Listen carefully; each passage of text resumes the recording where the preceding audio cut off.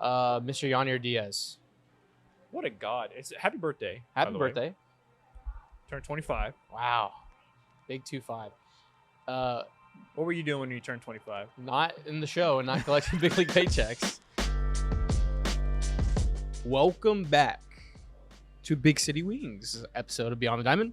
We are at Big City Wings? Fall Creek, Big City Wings, 9240 North Sam Houston Parkway in Humble, Texas. We have Shout out producer. Yeah, you're a Humble kid. I'm a big Humble kid. Just grew up right down the road. Yeah.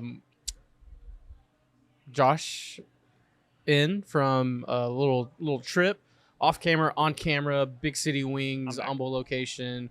Shout out to them for being a gracious host, and our new sponsor, Celebrity Mint. Celebrity Mint. Yeah. Still can't. I mean, I cannot wait to just scream it from that. They trusted me way too early with this like some secret, things that I probably don't even know. And I'm just excited to be partners with some them. things are coming next month. Literally next week. Next week. Shit. Next week.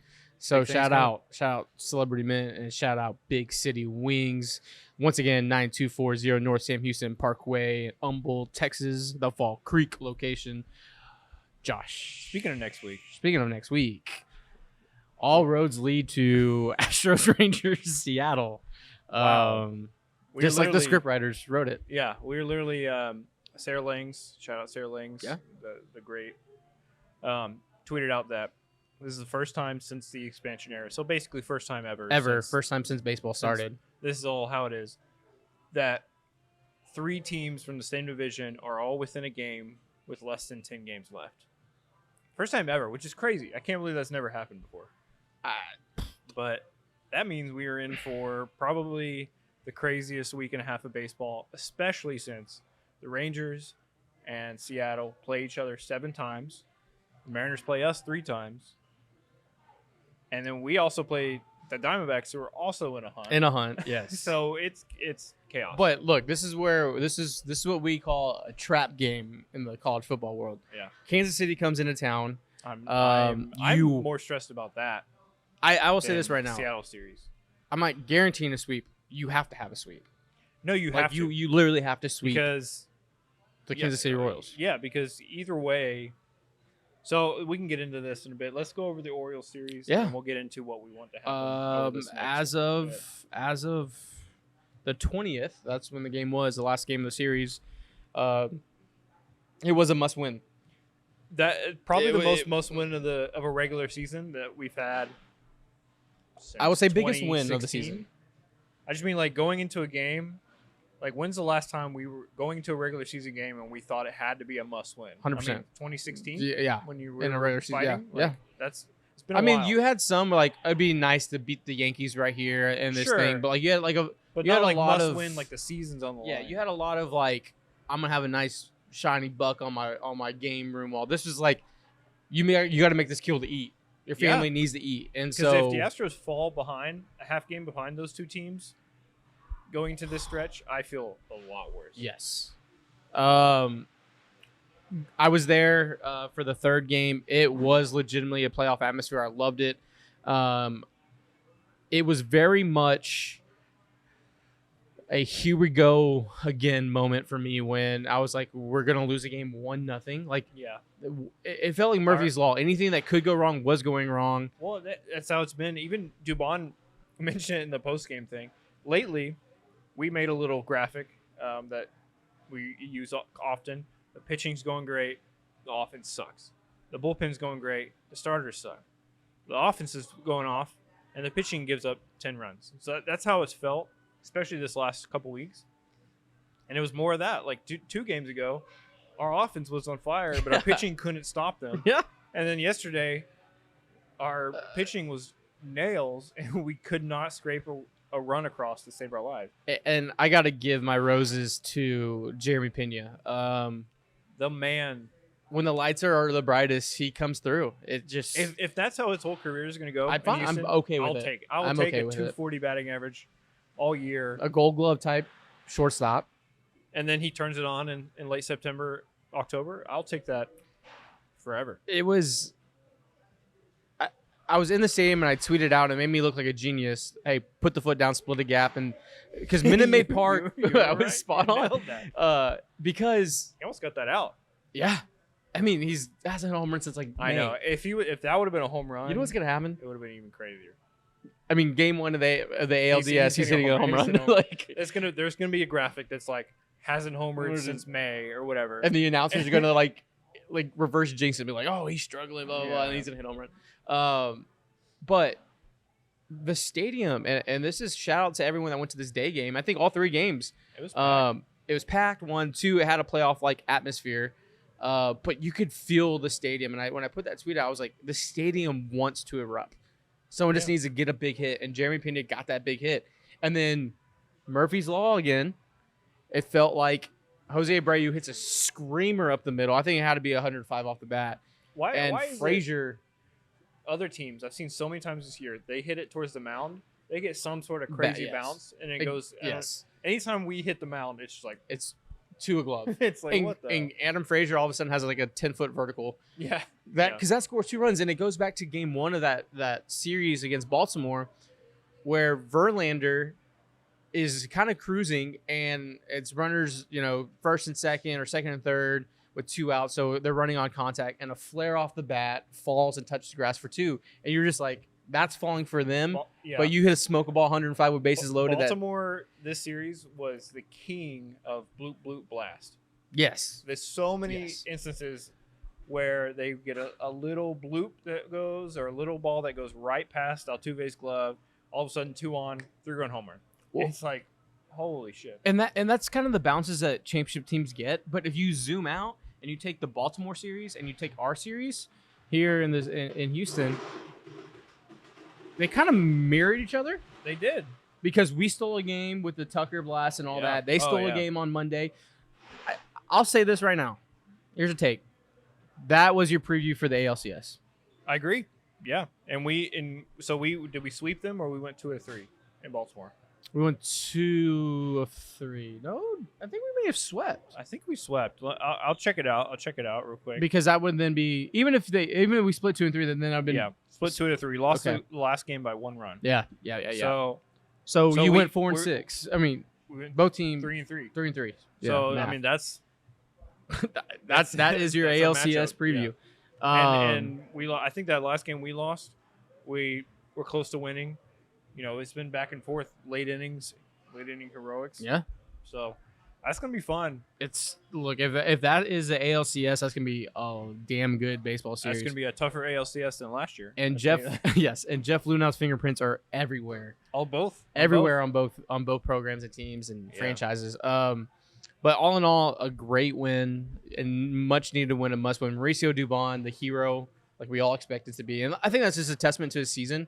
I know that the numbers, if you zoom out, aren't great, but what he's done as a baseball guy. He's better than you expected either way, and he's exactly what you need him to be. He's not going to be a 900 OPS guy. He's not going to be slugging 500.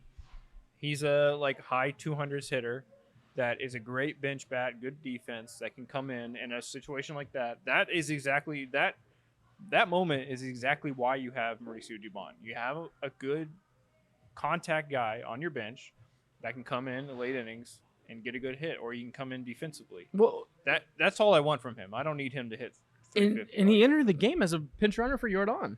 Yeah.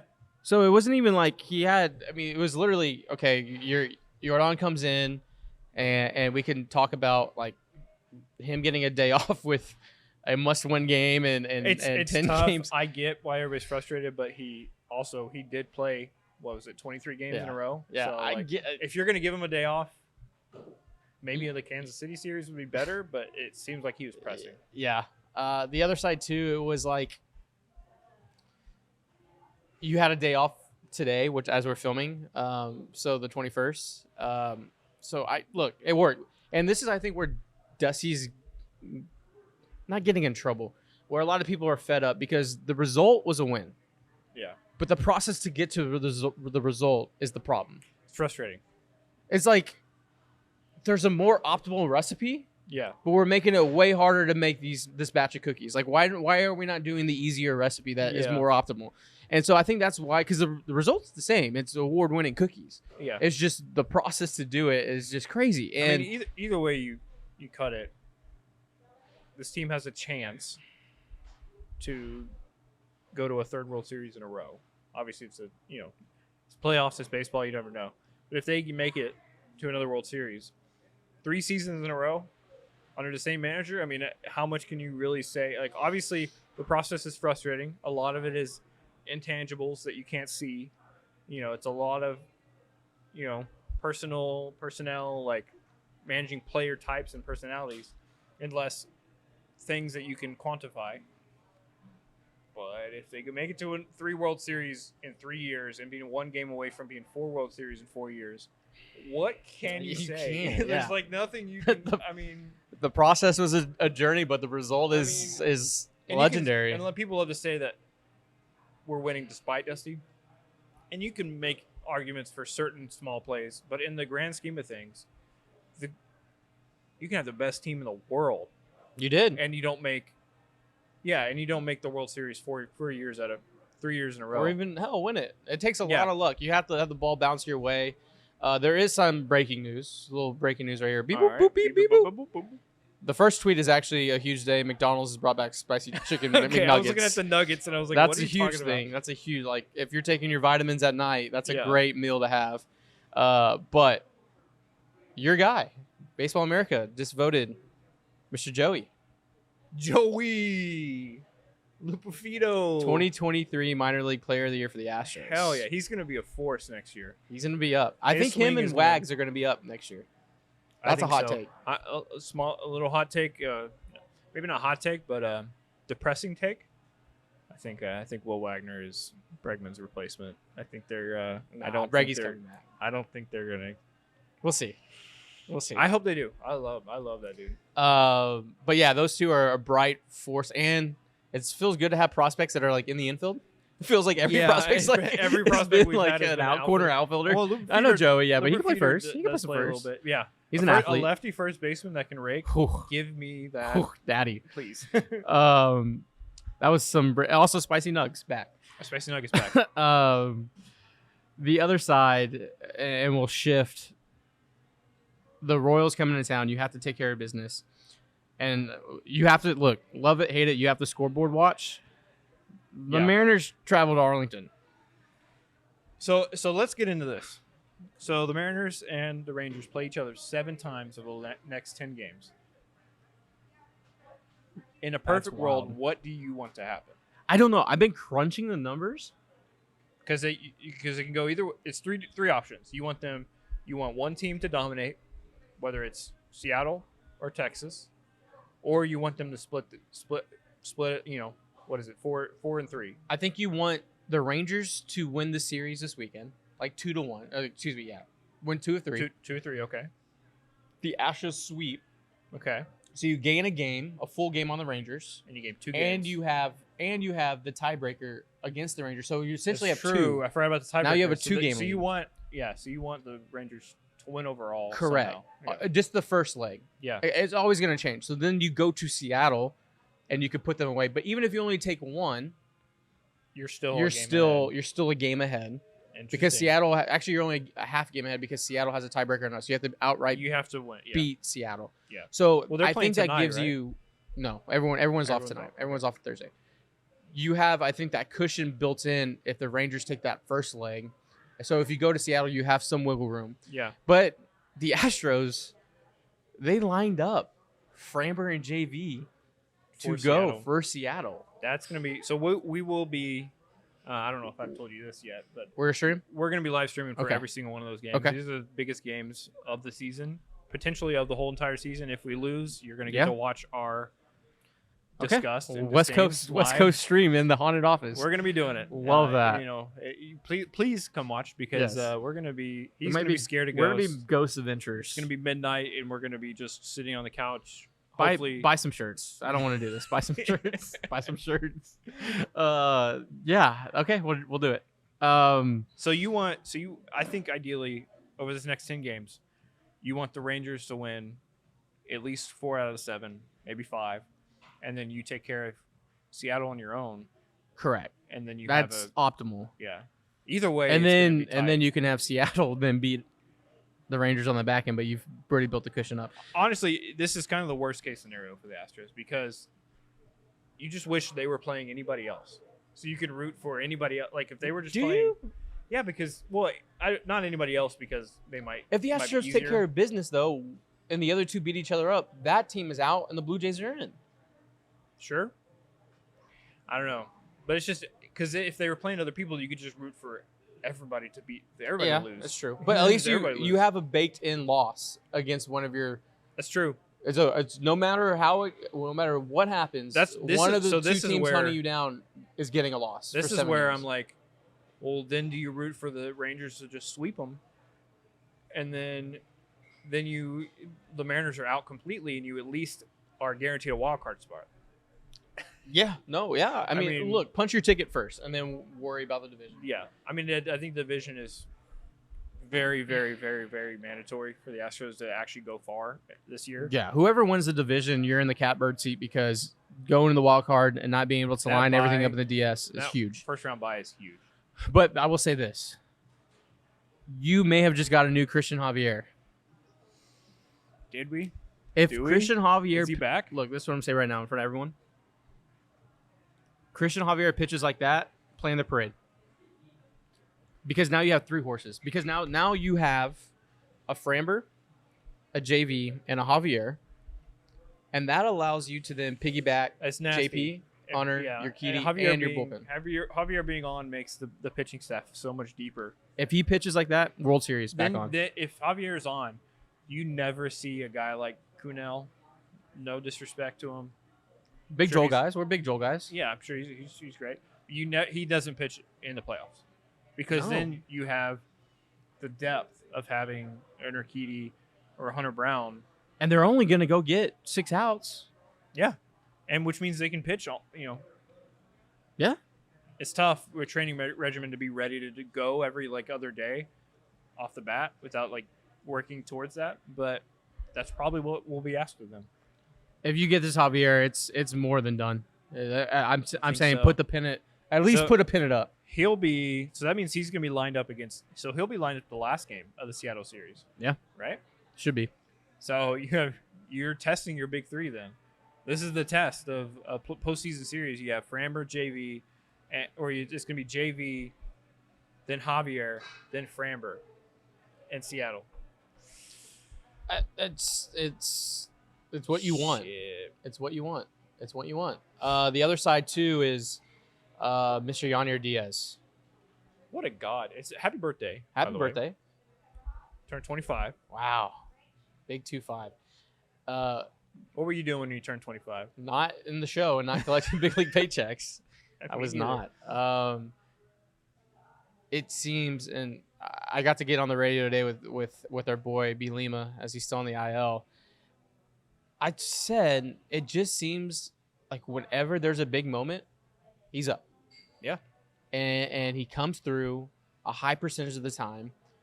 And I just don't know how he can not be in the lineup come playoffs. I don't know how you can only is it theoretically, let's just say this. The Astros get in, and let's just say they're in the ALDS.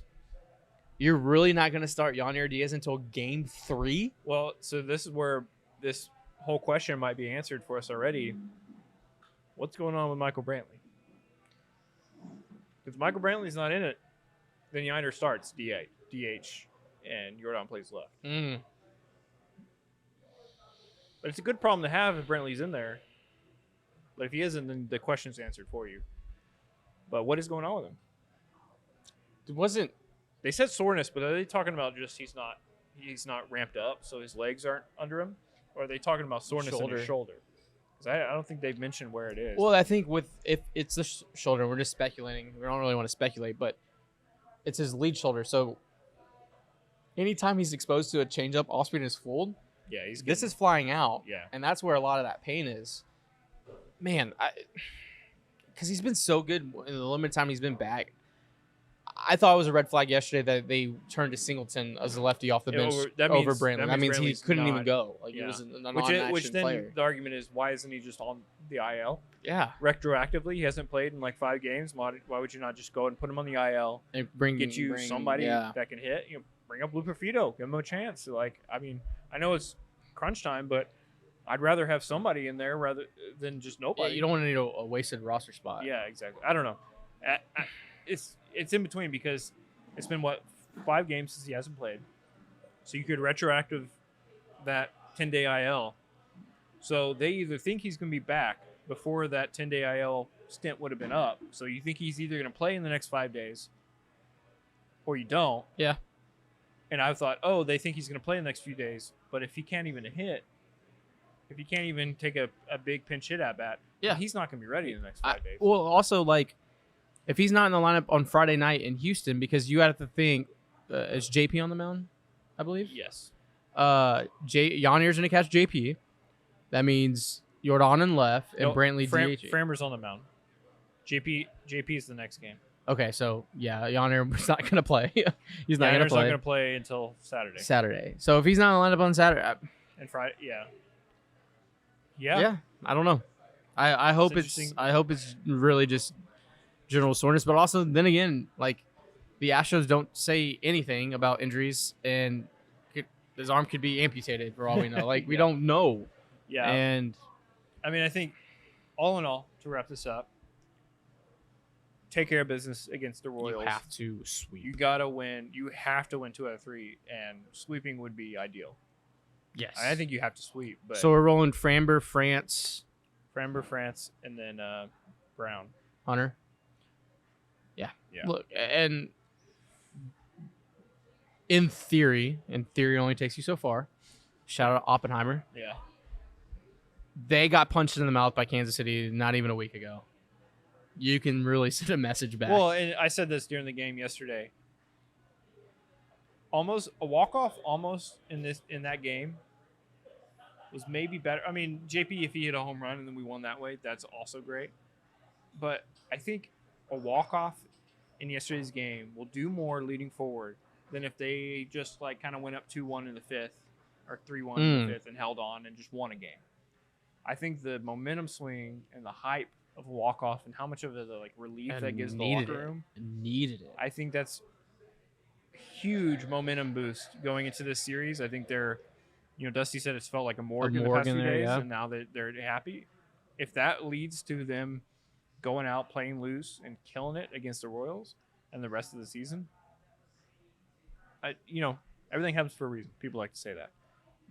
Maybe losing to the A's and the Royals, maybe fighting this hard to end the season is what this team needs to have momentum and playing as kind of the chip on their shoulder underdog a little bit.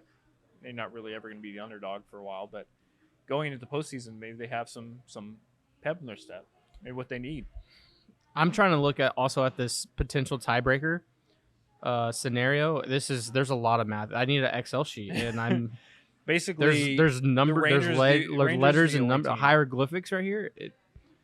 Basically, the Rangers is the only team that you can be tied with. Just win. To work. Just win. So Just win. That's it. I don't know. I think you can't predict when going into the Oakland series with Oakland Kansas City, I was like, let's go 9-0, and they just egg on my face. So just win Friday night, and once you win Friday night, then go win Saturday, and once you win Saturday, go win Sunday. Exactly. And look, go be perfect. Why not? Win all the games. win every game. Oh, all right. Well, I think that's going to do it for us. I'm nervous. Podcast. We're nervous. Feel great. Come watch. I feel great. I feel great. Watch the Seattle series with us. We will be dying. We'll do a pod before that. We'll do a pod before that. We'll talk about it then too. But all right. Yeah, Stros go win. That's all we need. Stros just win. Once again, shout out to Big City Wings over here at Fall Creek, 9240 North Sam Houston Parkway. If you're in the greater Houston area, there's probably a Big City Wings near you. There most likely is. They're everywhere. they're Houston's wing joint, they're Apollo's wing joint, they're family to us. They'll always will take care of you. Tell them Apollo sent you, and they'll take care of you. So shout out to Big City Wings. We're at the Fall Creek location here in Humble, and your backyard. My backyard. Your Yep. backyard. Yeah. That's All it. right. I don't have anything else. I'm That's scared. gonna do it. I'm pumped. I'm pumped. Josh. That's Dez. He's scared. I'm pumped. He's not scared. Scared, get a dog. All right, we're pumped. Playing the parade. See you next time. Peace. Peace. Love you guys.